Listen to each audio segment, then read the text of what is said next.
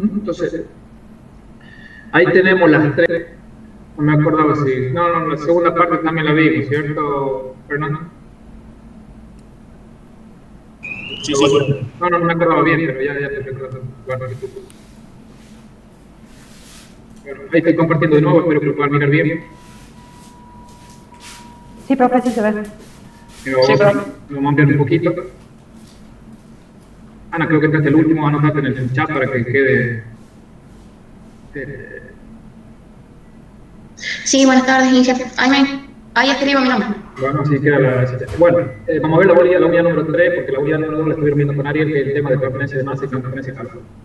Bueno, lo que vamos a ver ahora es un poquito la transmisión de calor para tener un panorama de los procesos industriales o sea, para ver las técnicas de calor, digamos, aplicadas básicamente a los procesos industriales, ¿no? Recordar un poco, la transmisión de calor, digamos, se hace a través de tres sistemas: el sistema de conducción, convección y radiación. Estos mecanismos son bastante importantes porque confluyen mucho en la formulación y en la elaboración de alimentos, la preparación y elaboración de alimentos, y básicamente la conservación de los mismos, ¿no? En primer lugar, la transferencia de energía como calor siempre se produce del medio, en que tiene la temperatura más elevada a la temperatura más baja. Eso es una condición básica. La transferencia de calor se detiene cuando los dos medios alcanzan la misma temperatura. O sea, para que haya un desequilibrio, básicamente, lo primero que se plantea básicamente es una diferencia de temperatura. Cuando los cuerpos que se están transmitiendo calor alcanzan la misma temperatura, básicamente se alcanza como un estado de equilibrio y la transferencia de calor se para, ¿no? Entonces, se puede definir como la transferencia de energía de una región a otra como un producto de una diferencia de temperatura entre ellas, siendo que el flujo de calor se rige por una combinación de varias leyes físicas en bases independientes. Bien, el sentido físico de los distintos tipos de flujos. El transporte de partículas, el flujo es el número de partículas transportadas por unidad de tiempo. Puede ser partículas o no, en algunos casos son, en otros no. Entonces, en primer lugar, lo que nosotros tenemos en una transmisión de calor es el número de partículas por unidad de volumen, que es muy importante. El número de partículas que atraviesa una superficie en un intervalo t, y eso nos da, digamos, una definición, digamos, que termina siendo el número de partículas por superficie, ¿no? O sea, el número de partículas por unidad de volumen por unidad de partículas por metro cúbico por los metros cúbicos, perdón, los metros cuadrados que es la superficie por la velocidad. O sea, el número de partículas por los metros cuadrados perpendiculares al desplazamiento de la partícula por la velocidad nos da el número de partículas por la sección. Esto es, digamos, el sentido físico, ¿no? Entonces, el flujo calórico, digamos, se define como la energía que atraviesa una superficie por unidad de tiempo. Eso es básicamente la energía. Y la potencia es la energía en la unidad de tiempo. Son dos unidades que siempre están definidas en la transferencia de calor. Y como la transferencia de calor es una energía, a partir de la energía se calcula básicamente la potencia. Por eso la energía, la fuente calórica es una energía por unidad de superficie, en este caso en particular, y esa energía por unidad de superficie dividida en el tiempo nos da básicamente la potencia. En cambio, la densidad de flujo es la potencia que atraviesa una superficie por unidad de tiempo y por unidad de área. Es muy importante esta diferenciación, digamos.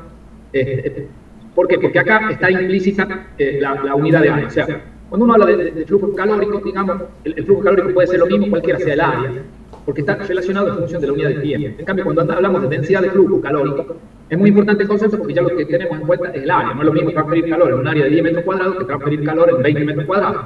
O sea, en 10 metros cuadrados perpendicular a la transmisión de calor, la velocidad puede ser la misma que en 10, pero en 20 y en 10 diferentes áreas la densidad varía. Entonces es muy importante tener en cuenta básicamente ese concepto, digamos, de velocidad y densidad de calor. Los mecanismos de transferencia de calor son tres, digamos, ¿no? Lo que ustedes ya en algún momento lo han visto, nada más que ahora lo tenemos que recordar y consolidar como fuentes energéticas para la elaboración y producción básicamente de alimentos, ¿no? En primer lugar tenemos el mecanismo de transmisión de calor por conducción, es la transferencia de energía desde una porción de materia a la materia adyacente por contacto directo, sin intercambio o mezcla de flujo de cualquier material. Eso es básicamente la conducción. En segundo lugar, nosotros tenemos la convección, que es una transferencia de energía mediante la mezcla íntima de sustancias o de partes de material que se produce por el mezclado o intercambio de la materia.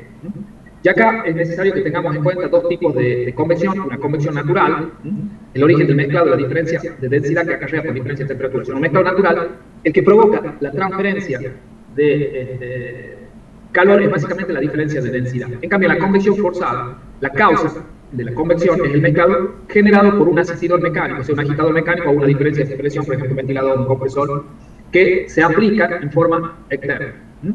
Entonces, eso es básicamente, digamos, la diferencia entre una convección natural y una convección forzada. Mientras que la radiación es una transferencia de energía mediante ondas electromagnéticas que emanan, que salen de campos calientes o de cuerpos calientes y es absorbido por cuerpos que están a una temperatura más fría que estos otros cuerpos. Entonces, ahí tenemos las tres convecciones, las tres mecanismos, o sea, la conducción y la convección y la radiación. O sea, la conducción y la convección necesitan de materiales para transportarse y la radiación puede hacerse a través de materiales o en el vacío, porque son ondas electromagnéticas.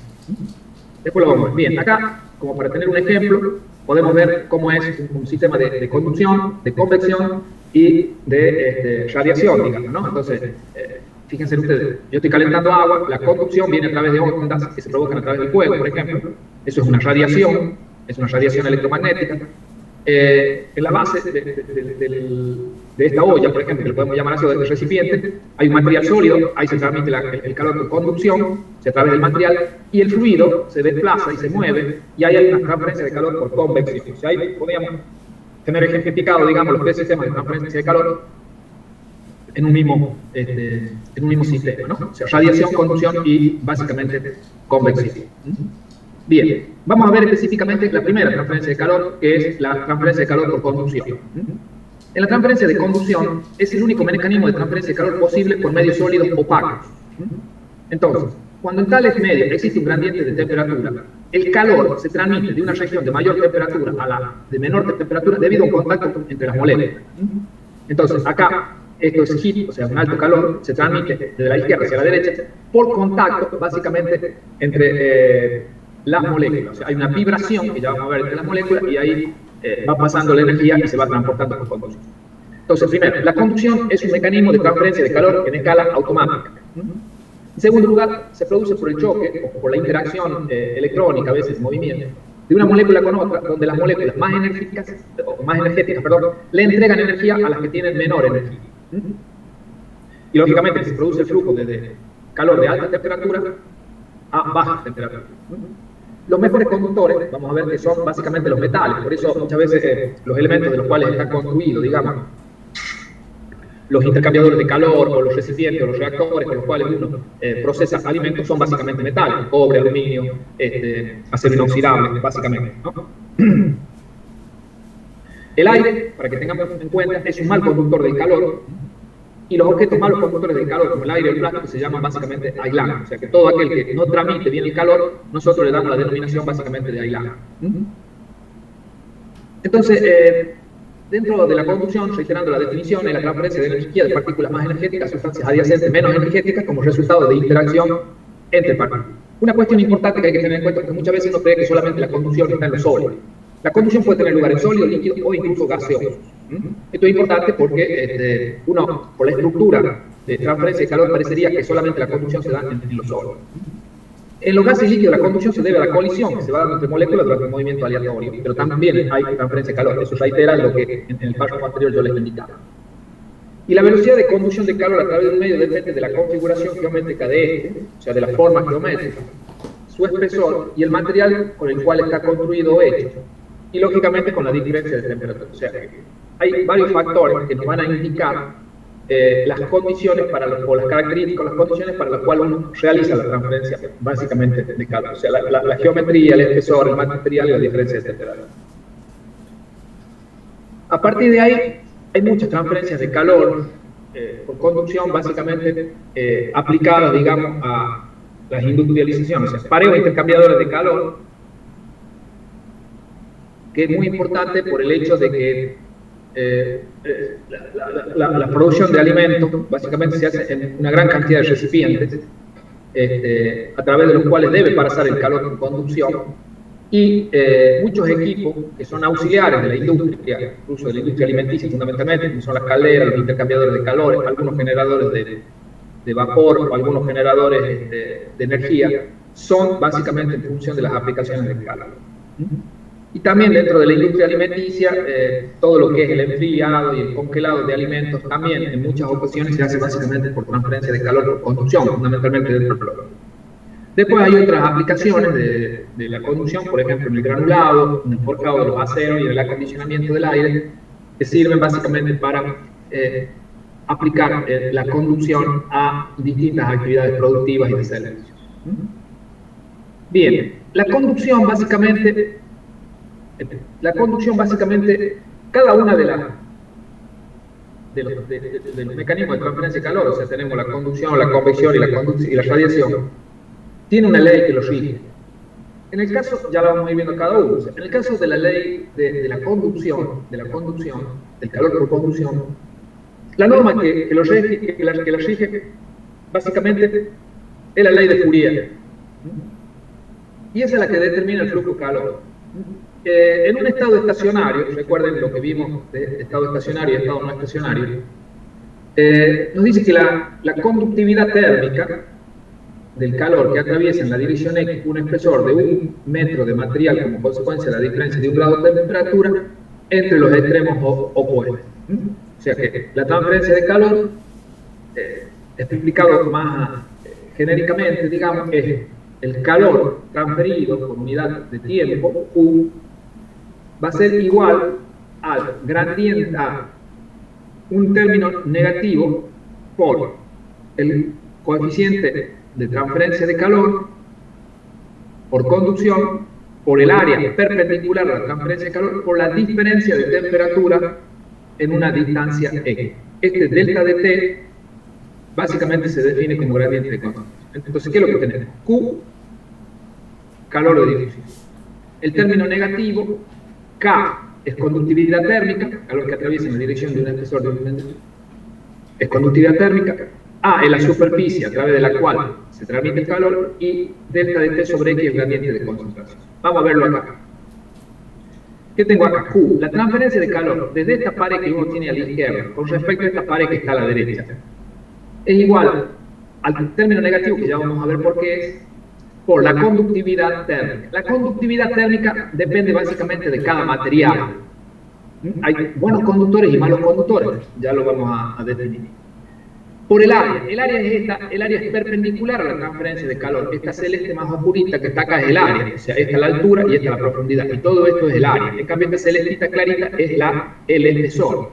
No es esta área de rectángulo más finito, ni esta área superficie que está en la parte superior, no, es esta área que, fíjense ustedes, es perpendicular a la dirección de la transferencia de calor, siempre es perpendicular a la dirección de la transferencia de calor. Y la diferencia de temperatura va a ser entre esta cara que está a la izquierda y esta cara vertical que está a la derecha. Y el X es la distancia que hay entre estas dos caras. Entonces, el diferencial de T con respecto al X, entonces ese es básicamente el gradiente de temperatura. Ahora, ¿qué ocurre? Esto lo podemos profundizar, pero ¿qué es lo que ocurre básicamente? La transferencia de calor se da en este sentido. Fíjense que es igual a K, que es la conductividad, por el área, por la diferencia de T con X. Cuando esto integro, ¿qué tengo que integrar? La temperatura final menos la temperatura inicial dividido en la distancia X. O sea, al integrar el diferencial de T con respecto a X, voy a tener la temperatura final menos la temperatura inicial dividido en la distancia X. Pero ¿qué ocurre? Si ustedes miran, la temperatura final es menor que la temperatura inicial. Para que haya transferencia de calor, la transferencia de calor tiene que ir, como está la flechita, de izquierda hacia derecha. En cambio, el aumento de temperatura va de... y en ese sentido va el aumento de temperatura. Pero cuando hago diferencial yo digo temperatura final menos temperatura inicial. ¿Cómo es la temperatura final? Menor que la temperatura inicial. Entonces, ¿cómo me va a quedar este término? Si la temperatura final es menor que la temperatura inicial y delta de T es temperatura final menos temperatura inicial, me va a quedar negativo. Por eso va el término negativo que se transforma en positivo. Negativo por negativo, positivo. Entonces, a los fines de la justificación de este análisis, ¿qué es lo que nosotros siempre decimos y planteamos básicamente? Que el término negativo se debe a que, como la transferencia de calor va en un sentido, el aumento de temperatura va en el sentido contrario, y de ahí aparece el término negativo. Esto es básicamente la base de la ley de Fourier. ¿Qué tenemos dentro de la ley de Fourier? Dentro de la ley de Fourier tenemos el término de A, es el área va a depender del tipo de disposición geométrica del sistema, y el gradiente va a ser la diferencia de temperatura por la distancia. ¿Cuál es el elemento más determinante? Muchas veces en una transferencia de calor es el K. Y fíjense que K, que la conductividad térmica, es directamente proporcional a la transferencia de calor. Estos valores de conductividad los pueden ver ustedes ahí para distintos materiales, o sea, para metales, para gases y otros materiales, donde ahí ustedes pueden básicamente ver que esos valores son altos en los metales. Por eso los metales son buenos conductores. Fíjense que el aluminio tiene 2,38, el cobre 3,97, el oro 3,14, el hierro 3,69,5, el plomo 34,7, la plata 427 y el latón 110. Entonces, si uno mira el valor K, el K es directamente proporcional a Q. O sea, si K es alto, Q es muy bueno. En cambio, en los gases a 20 grados, fíjense en el aire, a 20 grados transmite muy poco calor, el helio y el hidrógeno y el nitrógeno y el oxígeno, muy poco transferencia de calor. Y de ahí tenemos otros materiales donde podemos ver una distorsión baja. Por ejemplo, el diamante es un alto transmisor de calor, el abeto y el concreto son bajos transmisores de calor, el vidrio es un bajo transmisor del calor, el hule también, la madera también, el corcho también, el tejido humano no es muy buena transferencia de calor, el agua tampoco transfiere bien el calor y el hielo transfiere un poquito más de calor. Entonces, esos son los valores de conductividad. Entonces, a diferencia de los metales, los cuales son buenos conductores de la electricidad y calor, los sólidos cristalinos como el diamante y los semiconductores como el litio son muy buenos conductores de calor, pero malos conductores eléctricos. Entonces, ¿qué es lo que ocurre acá? Que hay una relación a veces entre los buenos conductores de calor y de electricidad, pero hay otros que son buenos conductores de calor, pero no buenos conductores de electricidad, como pueden ver ahí. Como resultado de estos materiales se encuentra uso muy amplio en la industria electrónica, ¿no? Y acá a la derecha tenemos la estructura de los gases, colisiones moleculares por difusión molecular, en el líquido colisiones moleculares y también difusión molecular, y en los sólidos, ya más electrónicos, vibraciones de la retícula y flujo de electrones líquidos. O sea, los electrones al tener una variación de temperatura, entonces tienen una pequeña vibración, y esa pequeña vibración es una energía cinética que la va transfiriendo en energía calórica, y eso es básicamente la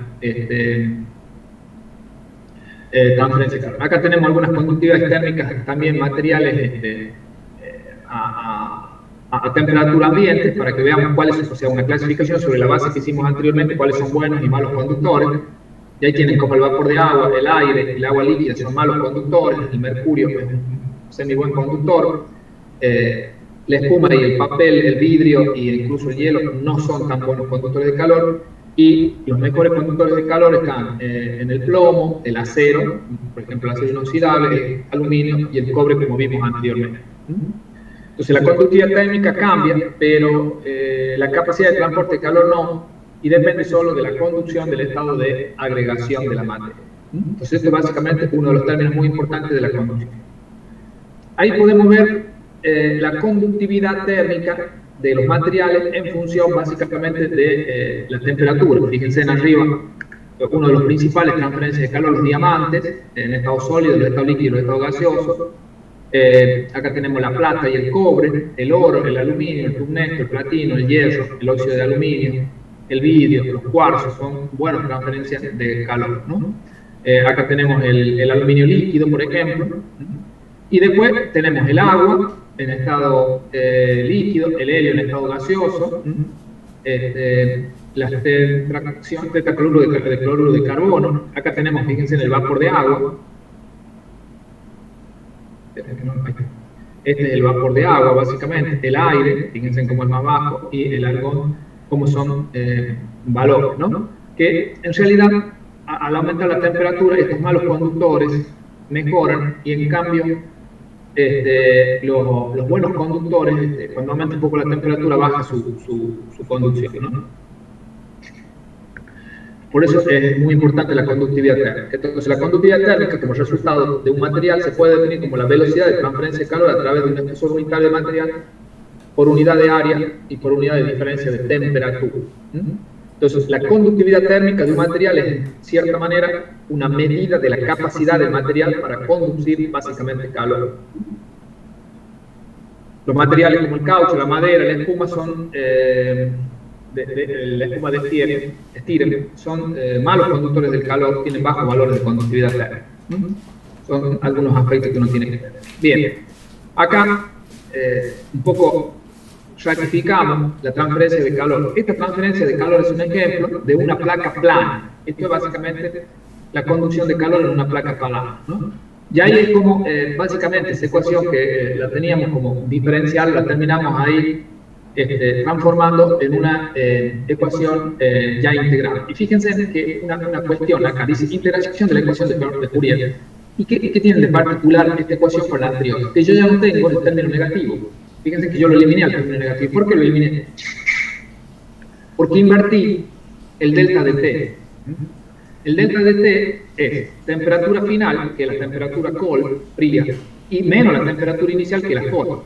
Si yo invierto esto, la temperatura hot es la caliente y la temperatura cold es la. Entonces, fíjense cómo, si uno no la interpreta a la expresión, termina pudiendo cometer un error en el sentido de que si yo pondría esta misma ecuación y acá pongo cold y acá pongo hot, o sea, invierto esto y no le pongo el término negativo, la ecuación está mal.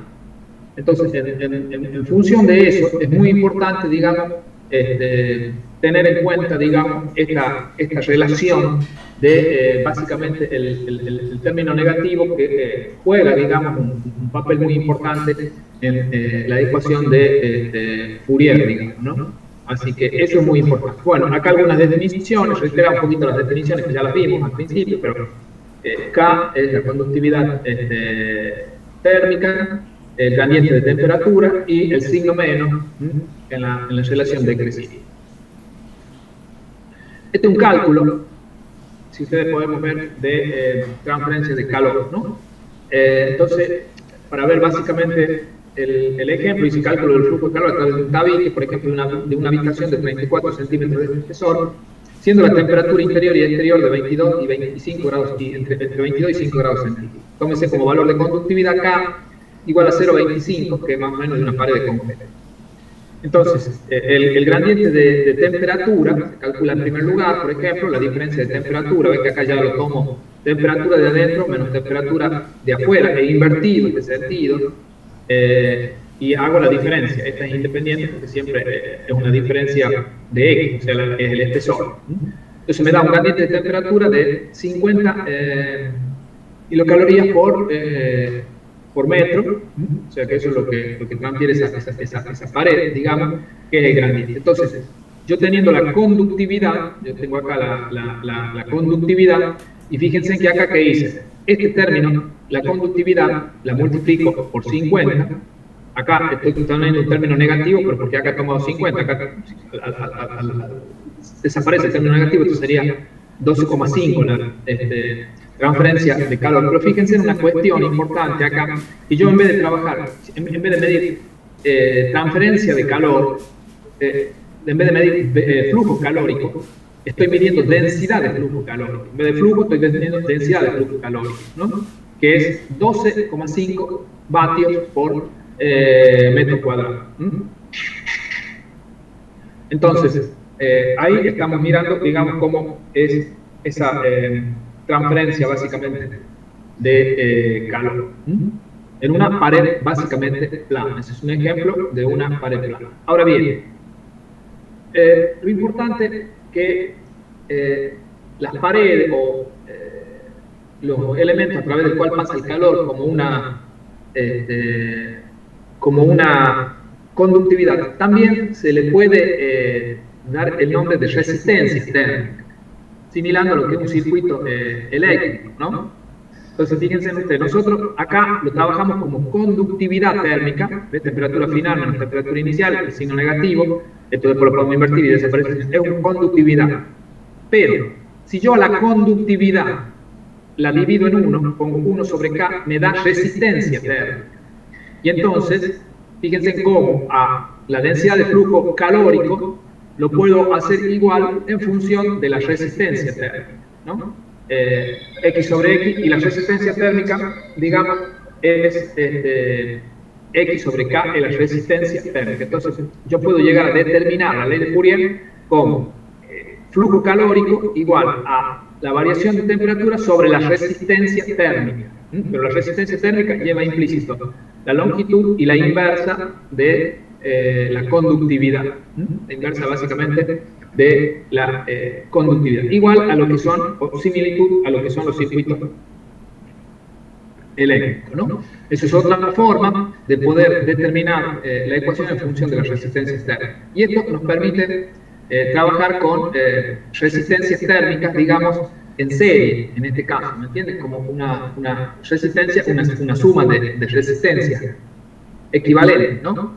Entonces, así, por ejemplo, tenemos, cálculese un ejemplo, cálculese la resistencia térmica de la pared de un refrigerador, formada por 3 capas de materiales cuyo espesor son desde afuera hacia adentro, desde adentro hacia afuera, 2 centímetros, 10 centímetros y 3 centímetros. Es muy común, digamos, que muchas veces las paredes tengan esa combinación de resistencia para mejorar la eficiencia del sistema, ¿no?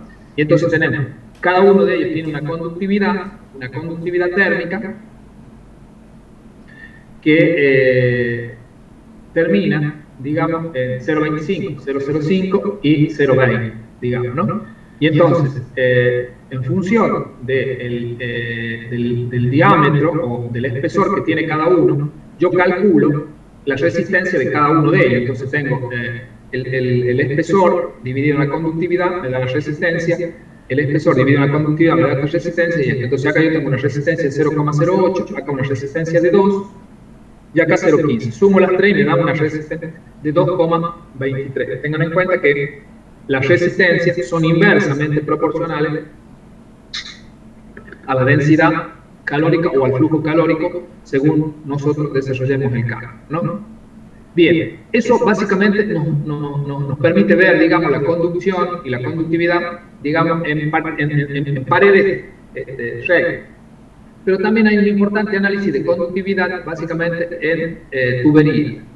La conductividad en tubería es muy importante para el aislamiento térmico. Muchas veces cuando uno tiene que, circular fluidos, digamos, entonces, lógicamente que nosotros tenemos que muchas veces aislar la conductividad, la cañería, ¿no? Y entonces, ahí podemos ver cómo esa conductividad, digamos, la podemos relacionar en función de la temperatura y de la relación entre el radio y básicamente el radio y B, que es el semirradio y el radio interno, digamos, ¿no? Y A es la parte de circulación. Entonces, usted tenemos la temperatura 1, la de la interna, es igual por el logaritmo del radio sobre B, el radio sobre B más la temperatura 2 del externo, de la longitud de A sobre R dividido en el logaritmo de A sobre B, de lo que tengo que transportar sobre B. Esto es una conducción en aislamiento de la temperatura, ¿no?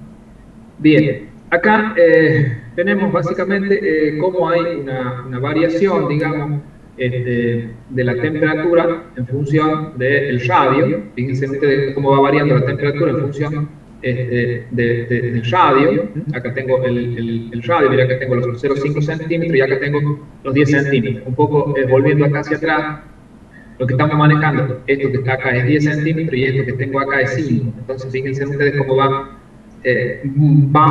variando la temperatura. O sea, voy tratando de aislar. Acá tengo 400 grados Kelvin y acá tengo 300 grados Kelvin, tengo la diferencia de 10 centímetros. Bien, eso es en cañería circular.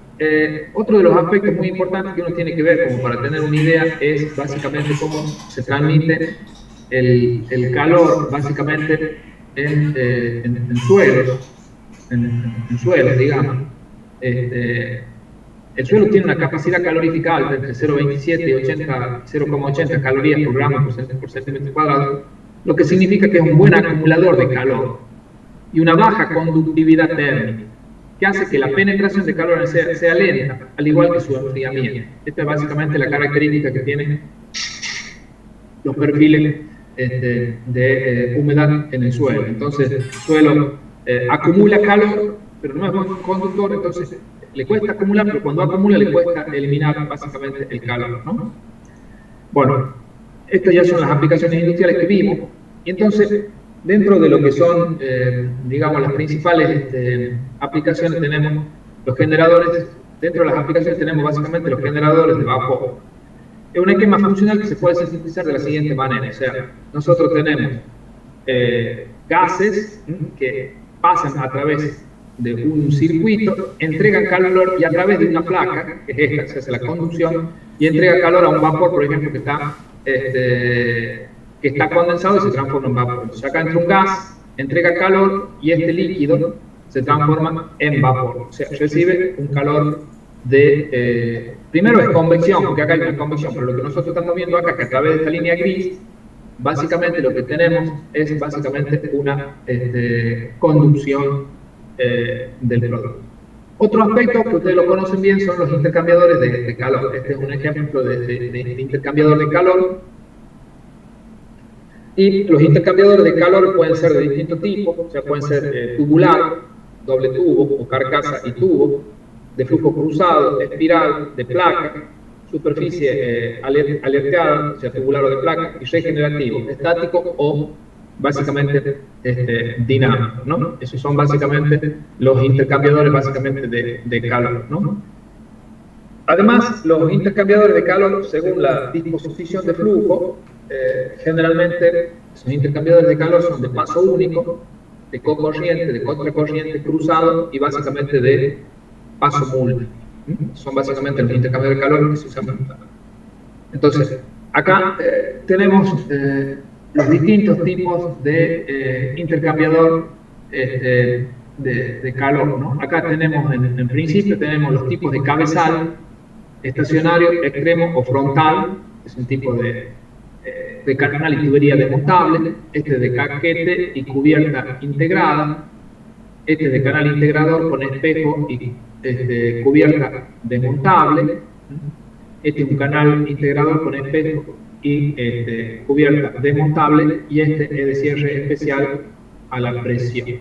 Son algunos ejemplos, digamos, de tipos de carcasas, Estos serían los tipos de carcasas. Fíjense en carcasas de un paso, Esto es carcasas de 2 pasos con deflector. Vendría a ser esta línea en punto vendría a ser un deflector. Este es un flujo partido, que está en el medio de un deflector. Acá tengo el deflector a la izquierda. Este es de flujo partido doble. Fíjense que tiene una entrada y una salida, una entrada y salida.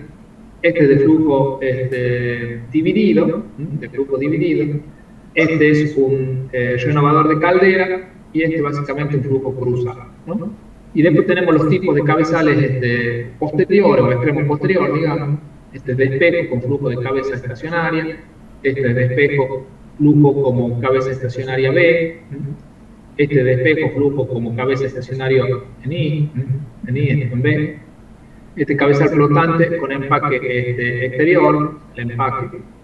Cabeza flotante con depósito de apoyo, cabeza flotante en contrabrida. Después tenemos un haz de tubo en 4, un haz de tubo en U, y un espejo flotante sellado. Bueno, el sellado externamente lo va a cambiar. Son algunos ejemplos nada más de...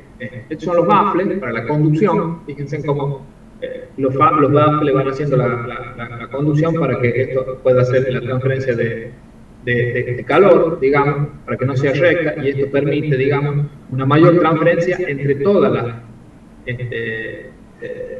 los tubos, que básicamente tiene intercambiador de calor. La conducción se hace a través de cada uno de los caños, ¿no? Estas son las vallas separadas, digamos, como se van separando las vallas a través de las cuales circula el fluido. Esta es una forma de separación de las vallas. Y esto es muy importante, que la distribución de los tubos. Acá tenemos una distribución básicamente de los tubos en el intercambiador. Fíjense, acá tenemos una distribución de tubos en triángulos. Acá tenemos una distribución de tubos rotados. Acá tenemos una distribución de tubos en 4. Y acá tenemos un cuadro rotado. Este es un triángulo rotado y este es un cuadro rotado. Es un rombo, digamos, ¿no? Fíjense en las formas en que básicamente nosotros podemos distribuir básicamente la distribución de los tubos. Bien, estos son también la constitución o el arreglo básicamente de los tubos. Tenemos un triángulo de 3 bolillos. Normal de la figura 2, esta es una normal, y este con espacio para la limpieza, ¿sí? Este es un espaciado para la limpieza. Y este es el cuadrado normal, y este básicamente el rotado, que es lo que estamos viendo anteriormente, para ver los arreglos. Es muy importante también cuando uno va a hacer la utilización básicamente de intercambiadores de calor, tener muy en claro los tubos, en el sentido de las características del tubo, ¿no? Los tubos generalmente se manejan por normas dimensionales, como por ejemplo la Birchman-White, que normaliza los tubos por su diámetro exterior y por su número de serie, que es el que define el espesor del tubo. O sea que por un determinado número de serie ya tengo definido el espesor. Los diámetros van desde 1/4 de pulgada hasta 1/5, hasta 1,5 pulgadas, 1/4 de pulgada hasta 1,5 pulgadas. Y casi todos los intercambiadores de calor se construyen utilizando tubos de 3/4 a 1 pulgada. Son realmente la mayoría de los intercambiadores básicamente de calor. El largo de los tubos, bueno, eso es diseñado por quien lo construye, y la utilización de tubos excesivamente largos dificulta la operación. No es tan simple ni tan sencillo, digamos, hacer tubos largos, ¿no? Sí, la mayor cantidad de tubos, ¿no? Los tubos, que son los elementos que transfieren el calor, entonces se seleccionan de acuerdo a las características del fluido desde el punto de vista de la corrosión. Eso también es importante, en función de los materiales que yo estoy calefaccionando a través del intercambiador básicamente de calor. El espesor del tubo se selecciona de acuerdo al cálculo mecánico en función de la presión y la temperatura de trabajo del equipo.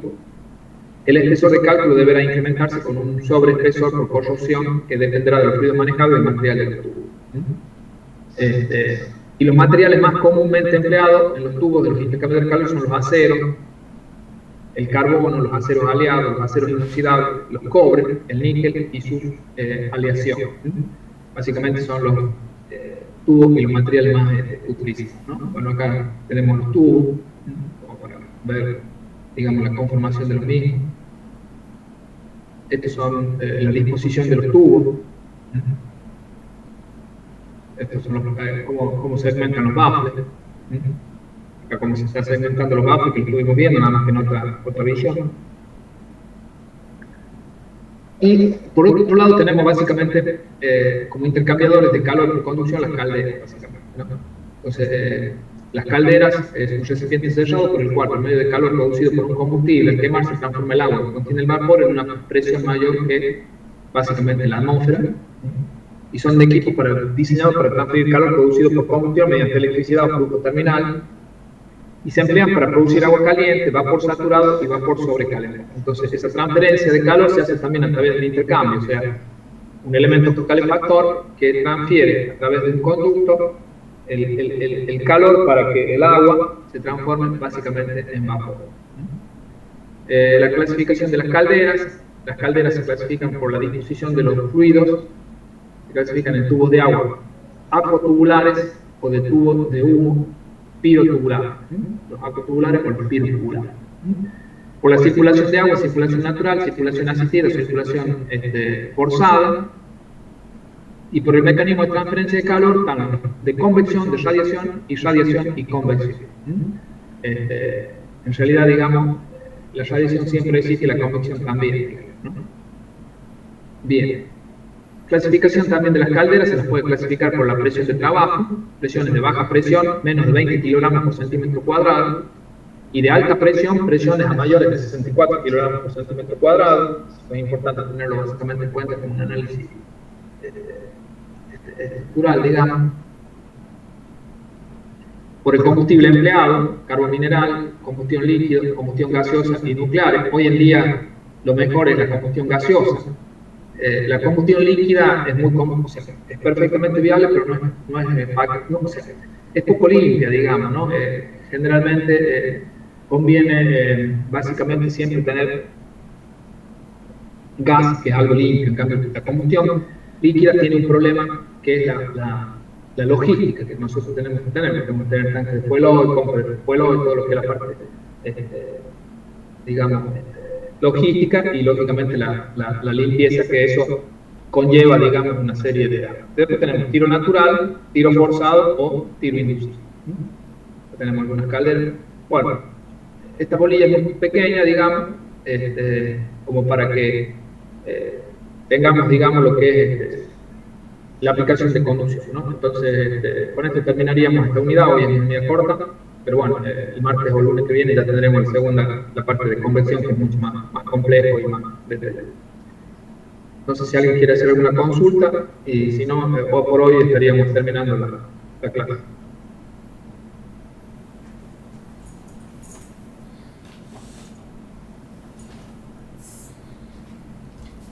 Bueno, si nadie tiene consulta, entonces...